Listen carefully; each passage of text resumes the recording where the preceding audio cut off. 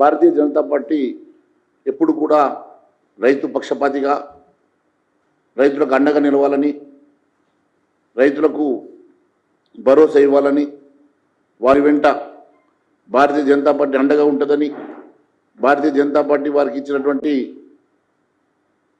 ఈ ప్రభుత్వం తప్పుడు హామీలు ఇచ్చి గద్దెనెక్కి హామీలను విస్మరిస్తే భారతీయ జనతా పార్టీ ఊరుకునే సమస్య లేదని, వారి పక్షాన నిలబడి పోరాటం చేస్తుందని, వారి వెంట మేము ఉంటామని భరోసా కల్పించడానికి వారి గొంతుకై వారి పక్షాన మేము చేసినటువంటి దీక్షను విజయవంతం చేసిన ప్రతి ఒక్కరికి కూడా నేను ధన్యవాదాలు తెలియజేస్తా ఉన్నాను. గత ఎన్నికల్లో ఎన్నో హామీలు ఇచ్చినటువంటి కాంగ్రెస్ పార్టీ ఏ ఒక్క హామీ నెరవేర్చకుండా అన్ని హామీలను గాలి కొదిలేసి ఈ రాష్ట్రంలో అరాచకమైనటువంటి ప్రభుత్వాన్ని నడిపిస్తున్నటువంటి కాంగ్రెస్ పార్టీ ఈ రాష్ట్రంలో పూర్తిగా అప్రజాస్వామ్యమైనటువంటి చర్యలు చేపడుతూ అందరినీ భయభ్రాంతుల్ని చేస్తూ ఒక దుర్మార్గమైనటువంటి పాలన అందిస్తున్నటువంటి ఈ ప్రభుత్వానికి మెడలు వంచి ఇచ్చిన హామీలను గుర్తు చేస్తూ ఇచ్చిన హామీలు నెరవేర్చే విధంగా ప్రజల పక్షాన నిలబడి ప్రజలకు అండగా నిలబడి భారతీయ జనతా పార్టీ పోరాటం చేస్తున్న సంగతి నేను తెలియజేస్తా ఉన్నాను. అసెంబ్లీ ఎన్నికల సందర్భంగా వారు ఇచ్చినటువంటి అనేకమైనటువంటి హామీలు,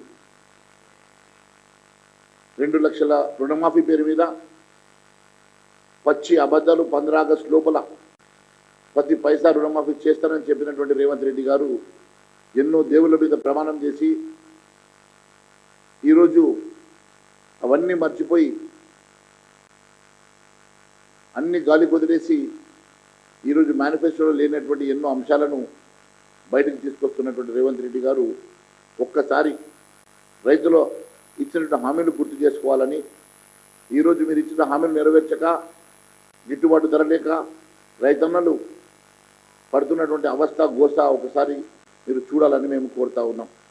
దాదాపు ఈ 9 నెలల్లో 1000 మంది రైతన్నలు ఆత్మహత్య చేసుకుంటే కనీసం ఆత్మహత్య చేసుకున్న రైతన్నలకు మీరు భరోసా ఆ కుటుంబాలకు భరోసా కల్పించలేనటువంటి దుస్థితిలో ఈ ప్రభుత్వం ఉన్నది.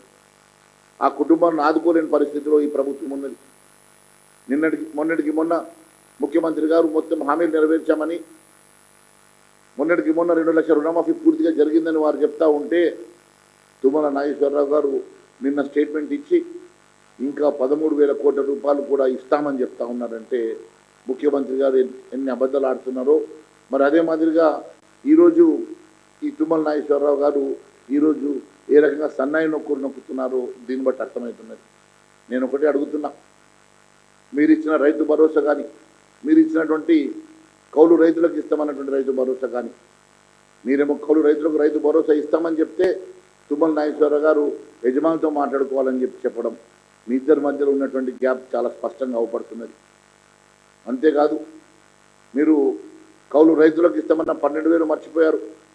గిట్టుబాటు ధర ఇస్తామని చెప్పినటువంటి అనేకమైనటువంటి పంటలు, దాదాపు 10 పంటలకు మీరు ఇచ్చినటువంటి పూర్తి భరోసాను మర్చిపోవడం చాలా బాధగా ఉన్నది. వడ్లకు సన్న వడ్లు అని చెప్పేసి ఈరోజు 500 రూపాయలు ఇస్తామని చెప్పి దొడ్డు వడ్లకు మీరు ఇస్తామన్న బోనస్ని ఎగ్గొట్టే ప్రయత్నం చేయడం ఇది బాధాకరం. ఎందుకంటే ఈరోజు సన్న వడ్లకు ఆల్రెడీ మార్కెట్లో 3,200 రూపాయలు ధర పలుకుతుంటే మీరు ఇచ్చే 2,300 మీద 500 బోనస్కి 2,800కు ఎవరు మీకు అమ్మరు కాబట్టి అది కూడా తప్పించుకునే కార్యక్రమంలో భాగమే కదా. మరి మీరు ఇస్తామన్నటువంటి పసుపు, పత్తి, సోయాబీన్, గోధుమలు, వడ్లు, జొన్నలు ఈ రకంగా ఎన్నో పంటలకు మీరు మరి ధర ఫిక్స్ చేసి బోనస్ ఫిక్స్ చేశారు కదా, మరి అవన్నీ మర్చిపోయినారా అని చెప్పి నేను అడుగుతా ఉన్నాను. ఇవేవి మాట్లాడకుండా ఈరోజు వ్యవసాయ మంత్రి గారు ఈరోజు ఈ రకంగా పక్కదో పట్టించడానికి మీరు నిన్న స్టేట్మెంట్ ఇవ్వడం చాలా బాధాకరం. నేను తుమ్మల నాగేశ్వరరావు గారు సీనియర్ మంత్రి గారు తప్పకుండా వారు స్పందించి దీన్ని పాజిటివ్గా తీసుకొని తప్పక అమలు చేస్తారేమో అని చెప్పి నేను భావించాను. కానీ తుమ్మల నాగేశ్వరరావు గారు కూడా ఈ రకంగా మాట్లాడడం బాధాకరం. ఒక సీనియర్ మంత్రిగా అన్ని ప్రభుత్వాలలో మంత్రిగా పనిచేసే అనుభవం ఉన్నటువంటి ఈరోజు మీరు కూడా ఈ రకంగా సన్నాయి నొక్కడం, ఈ రకంగా తప్పించుకునే ధోరణి మాట్లాడడం బాధాకరంగా ఉన్నది.